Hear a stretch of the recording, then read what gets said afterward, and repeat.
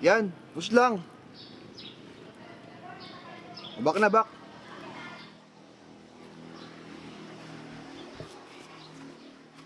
Pare, basketball tayo. Ayun na lang muna pre, tapusin ko lang to. Sinong kayo? Tayo lang naman yung nandito ah. Ayan, paano tuloy. Oo nga no, sandali nga lang. Pwede mo kasama si Mr. Pogi. Mr. Pogi? Sino bang tinutukoy mo? Nandito na ako oh.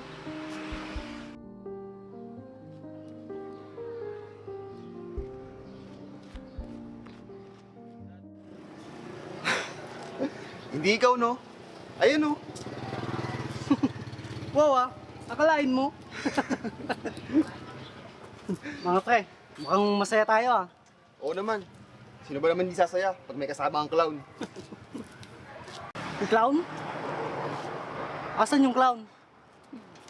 Nagtanong ka pa. Eh di ikaw.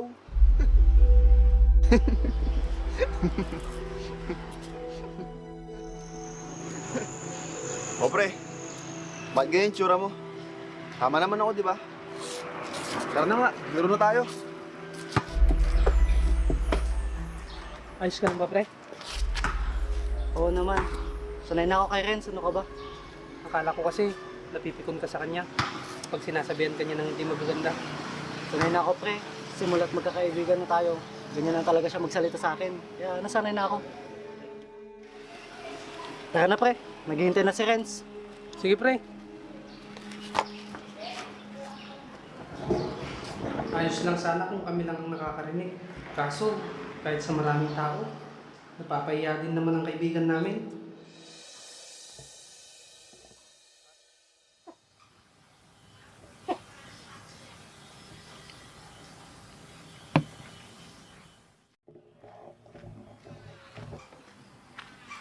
Jacob, pre. Oh, pre. Ito pala. Upo ka. Saan ka galing, pre? Ba't ganyan yung suit mo? Maaga kasi ako nag-sideline na nagbuhat ng mga palay. Sayang din kasi yun. Ah, ganun ba? Nagkape ka na ba, pre? Kung gusto mo, ipagtitimpla kita. Tamang-tama, pre. Hindi pa ako nagkakape. O sige, saglit lang at ipagtitimpla kita.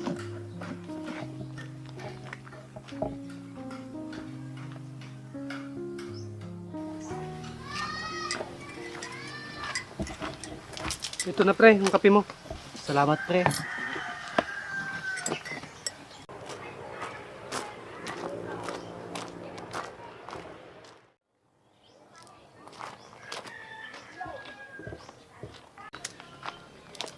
Mga pre, tara, jogging tayo. Pwede naman. Total, wala naman na akong gagawin. Tsaka maaga pa naman. Ikaw, George, tama ka ba? Pwede naman. Total, tapos naman ako sa trabaho ko. Sasama ka? Ganyan ang itsura mo pare. Sigurado ka?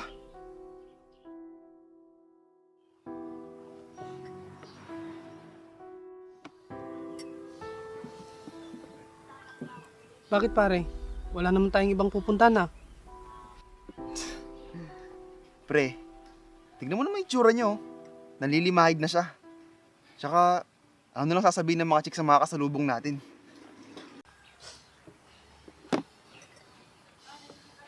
Ano bang gagawin natin dun pare?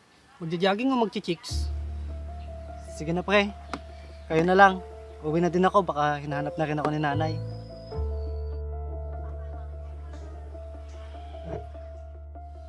Ako dun pre. May gagawin din pala ako. Ikaw na lang mag-jogging. Sabi niyo kanina wala kayong mga gagawin. Grabe naman kayo. Sige na nga, alis na nga ako.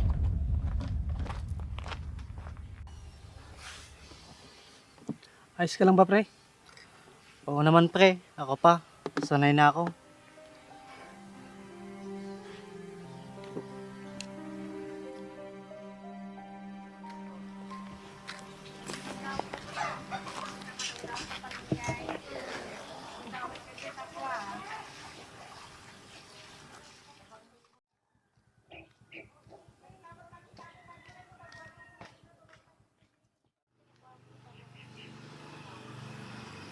Pre, si George. Oh, mga pre. Mukhang bis na bis kayo ah. Saan banda lakad nyo? Diyan lang sa bayan. Isasama ka sana namin eh. Kaso, medyo class kasi yung pupuntahan namin, kaya kami na lang. Baka kasi ma-out of place ka kapag nagpunta ka doon. Ah, ganun ba? Uy pre, biro lang yun ah. Renz, tama na yan. Ikaw talaga. Ano ka ba? Ayos lang sa akin yan. Kayo na lang. Nagagawin din naman ako. Sige, alis na ako. Sige. Sige, ingat.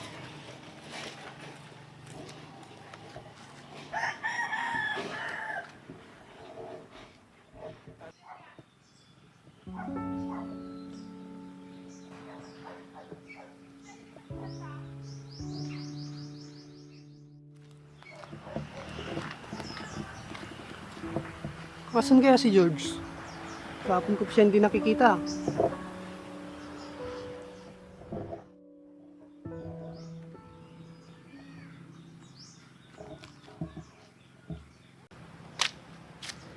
Uy pre, dito ka lang pala.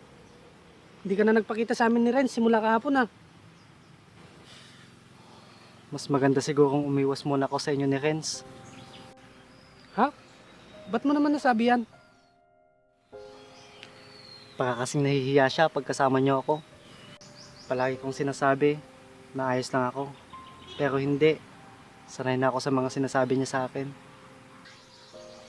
Nakikita mong nakangiti ako palagi. Pero akala siguro ni Renz, wala akong pakiramdam. Nanlilita ako sa sarili ko pare. Lalo na pag may nakakarinig sa mga sinasabi ni Renz patungkol sa akin. Nahihiya din ako pag tumatawa sila. Oo, para sa kanya, biro lang yon. Pero nakakasakit din ng damdamin. Kaya ako nga siya binabara. Pag naririnig kong hindi maganda yung mga biro niya sa'yo. Ang totoo pare, aaminin ko, naiinggit ako sa inyong dalawa. Kasi presentable yung itsura ninyo. Kaya, kaya niyong humarap sa kahit na sino. Samantalang ako, hindi pwedeng makihalubilo sa mga sosyalan. Huwag mong sabihin yan pare. Bakit?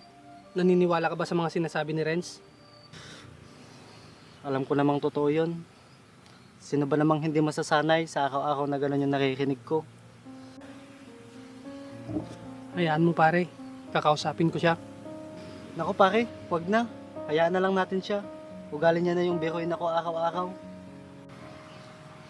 Alam mo pare, hindi niya malalaman ang tunay na nararamdaman mo kung hahayaan lang natin siya. Natatakot ako. Baka mamaya hindi kayo magkaintindihan. Mag-away pa kayo. Huwag kang mag-alala. Sinisigurado ko sa iyo hindi kami mag-aaway. O sige pare, may iwan na kita dyan. May pupuntahan pa kasi ako. Salamat pare. Mabuti pa si Jacob. Wala niyang nasasaktan din ako. May pakiramdam din ako kahit ganito lang ang tingin nila sa akin.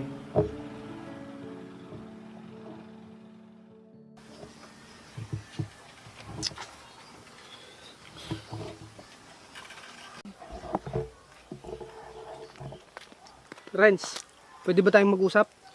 O Jacob, bakit ikaw lang? Asan si Pogi? Oh, bakit ganyan ang itsura mo? May problema ba? Ako pre, wala. Pero mukhang ikaw ata ang meron. Ha? Paano ako? Ayaw nang sumama sa atin ni George. Bakit naman? Napaka-choosy naman ni Pogi. Ayan, ganyan. Dahil ganyan ang trato mo sa kanya. Bakit naman? Puro biro lang naman sinasabi ko sa kanya. Yun na nga pare, biro lang sa yung lahat. Pero hindi mo namamalayan, nakakasakit ka na pala ng damdamin ng iba. Alam mo bang mas masakit tanggapin ng pabiro, ngunit totoo? Lalo na kung maraming nakakarinig. Tingin mo kasi sa kaibigan natin, walang pakiramdam. Pare, baka nakakalimutan mong tao rin si George. Hindi siya robot, may pakiramdam din siya. Na nakikita at naririnig niya. Akala mo siguro okay lang sa kanya ang lahat. Pero nakita ko kanina pare, nakinikim-kim lang niya ang sama ng loob niya. Ngayon mo sabihin pare na wala siyang pakiramdam.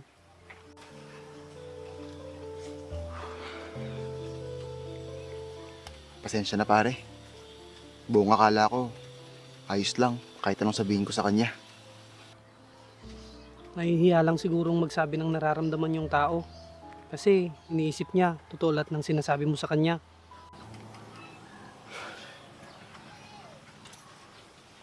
Pasensya ka na pare. Wala akong kaalam-alam na gano'n na pala ang nararamdaman niya.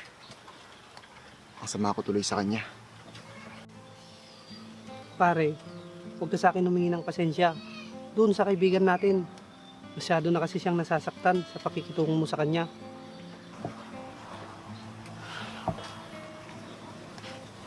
Pare, samahan mo ako na puntahan siya. Para makahingi naman ako ng tawad sa kanya. Sige pare, tara, samahan kita.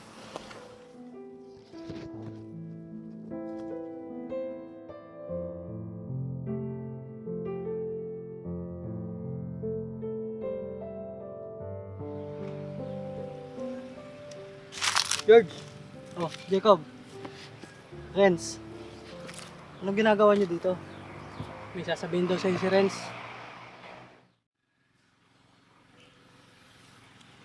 Pare, pasensya ka na sa mga sinasabi ko sa'yo ah. Biro ko lang naman yung mga yun. Ayos lang sana sa akin yun pare. Kaso, halos araw-araw mo akong sinasabihan ng ganon. Hindi mo kasi nakikita na pinagtatawanan nila ako. Pustahan tayo. Ayaw mo ring mabiro.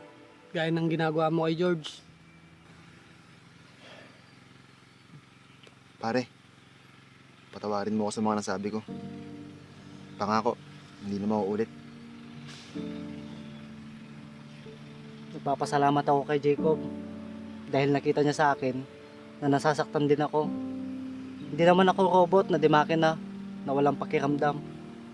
Ngayon alam mo na hindi porket ganyan ang kaibigan natin ay wala na siyang pakiramdam. Basta, sorry na pare. Mula ngayon, hindi na kita bibiruin pa. O, paano?